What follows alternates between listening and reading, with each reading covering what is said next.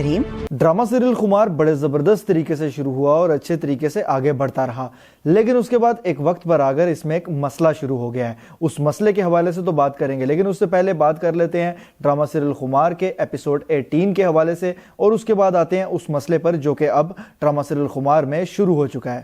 اچھا جی، ایپیسوڈ 18 میں یہ دکھایا گیا ہے کہ حریم کو باقاعدہ طور پر اس کے سسرال والوں کی جانب سے کاموں میں پھنسا لیا گیا، اور خاص طور پر اس میں اس کی ساس شامل ہیں جنہوں نے اس کو پورے طریقے سے گھر کے کاموں میں الجھا کر رکھ دیا، اور ابھی بھی وہ اس سے راضی ہونے کو تیار نہیں ہے، بلکہ اسی ذریعے وہ اس کو اس گھر سے بھگانے کے چکروں میں ہے.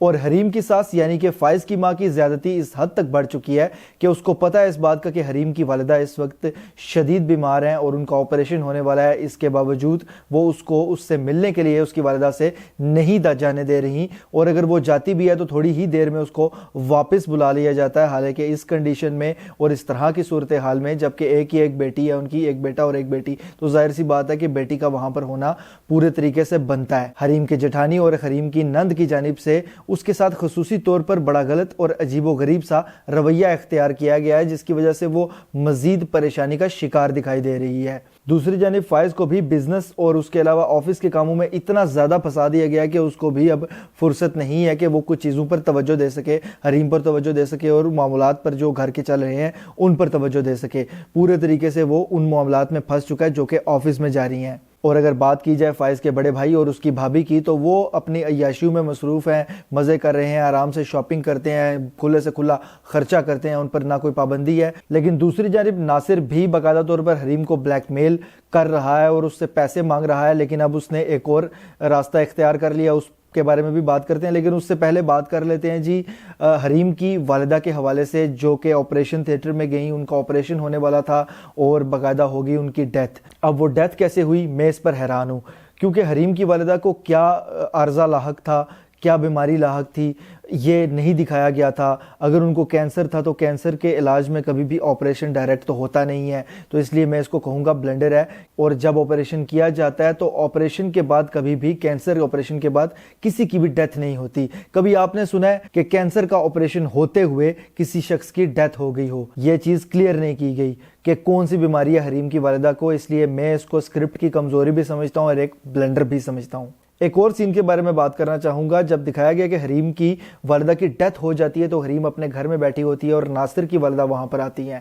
ان کو اندر داخل کس نے ہونے دیا؟ میں اس چیز سے حیران ہوں. جب اتنا بڑا معاملہ ایک فیملی کے ساتھ ہو چکا اور پھر وہ لوگ آتے ہیں، گھر میں بیٹھتے ہیں اور ان کو آنے دیا جاتا ہے. لیکن یہاں پر ایک چیز مجھے مزے کی لگی ہے کہ جب فائز کی والدہ وہاں پر آئی ہیں، جو رویہ اختیار کیا گیا ناصر کی والدہ کے ساتھ، وہ بالکل ویسا ہی ڈیزرو کرتی تھی. اور جس طرح سے انہوں نے بیہیو کیا ہے نا ناصر کی والدہ کے ساتھ، تو مجھے مزہ آیا اور یہ بالکل ٹھیک سین بنایا گیا، مزیدار سین تھا اس وجہ سے. اس کے بعد دکھایا گیا کہ ناصر فائز کی والدہ کے ساتھ آخرکار مل لیا اور اس کو وہ ویڈیو بھی دکھا دی. اب ظاہر سی بات ہے کہ وہ حریم کو بلیک میل تو کریں گے، لیکن حریم کو وہاں سے راستے سے ہٹانے کے لیے اور اپنے گھر سے بھگانے کے لیے ایک مضبوط ریزن اور ایک سالڈ چیز فائز کی والدہ کو مل چکی ہے. اب آنے والے وقت میں دیکھنا ہے کہ اس کا استعمال فائز کی والدہ کیسے کرتی ہیں، جو کہ ایک انٹرسٹنگ بات ہونے والی ہے. لیکن یہاں پر میں وہ بات کرنا چاہوں گا جو میں نے شروع میں کی تھی، اس کو اب میں وہیں سے آگے بڑھاتا ہوں. یہ ڈرامہ جب شروع ہوا تھا تو بڑا زبردست طریقے سے شروع ہوا. ہمیں لگا کہ ایک ڈیفرنٹ سٹوری دیکھنے کو ملے گی. پھر بیچ میں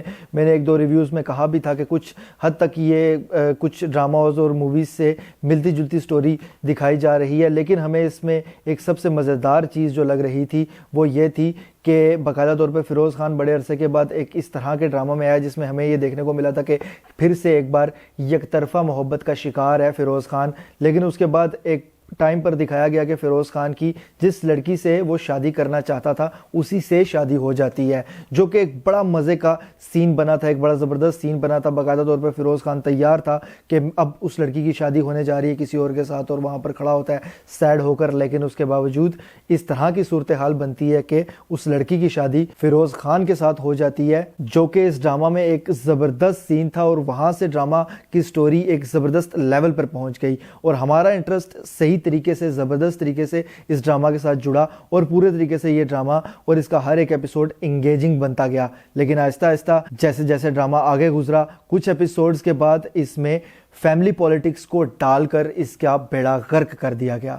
اب اس ڈرامہ کو جو ویوز آ رہے ہیں وہ ظاہر سی بات ہے کہ لوگ سٹوری سے کنیکٹ ہو چکے ہیں، اور فیروز خان کے فینس بہت سے ہیں، نیلم منیر کے بہت سے فینس ہیں جو اس ڈرامہ کو دیکھ رہے ہیں، ورنہ مجھے یہ لگتا ہے کہ اگر شروع سے لوگوں کو یہ اندازہ ہوتا کہ یہ ڈرامہ کی سٹوری آخرکار فیملی پولیٹکس پر جائے گی تو شاید لوگ اس کو اتنا پسند نہ کرتے اور اتنی پذیرائی اس کو نہ ملتی۔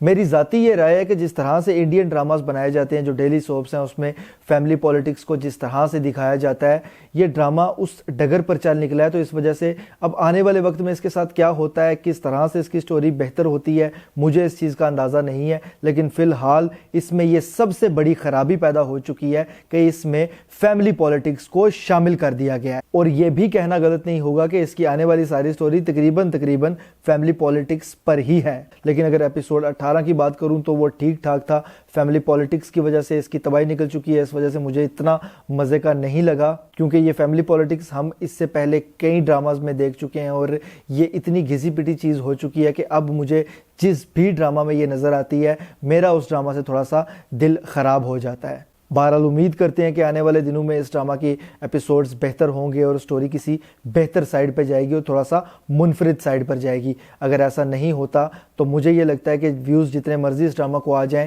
یہ ڈرامہ اپنی اس لیول پر نہیں پہنچ سکتا اور نہ اس ڈرامہ کو اچھا اور بہترین ڈرامہ کہا جا سکتا ہے۔ یہ میری رائے اور میرا انالیسس تھا۔ آپ اس حوالے سے کیا رائے رکھتے ہیں مجھے کمنٹس کے ذریعے لازمی بتائیے گا۔ اگر یہ ویڈیو آپ کو پسند آتی تو اس کو لائک کیجئے، شیئر کیجئے، اور ایسی مزید ویڈیوز کے لیے چینل کو سبسکرائب ضرور کیجئے گا۔ بیل کے آئیکن پہ کلک کر کے آل پر لازمی کلک کیجئے گا۔ اللہ حافظ۔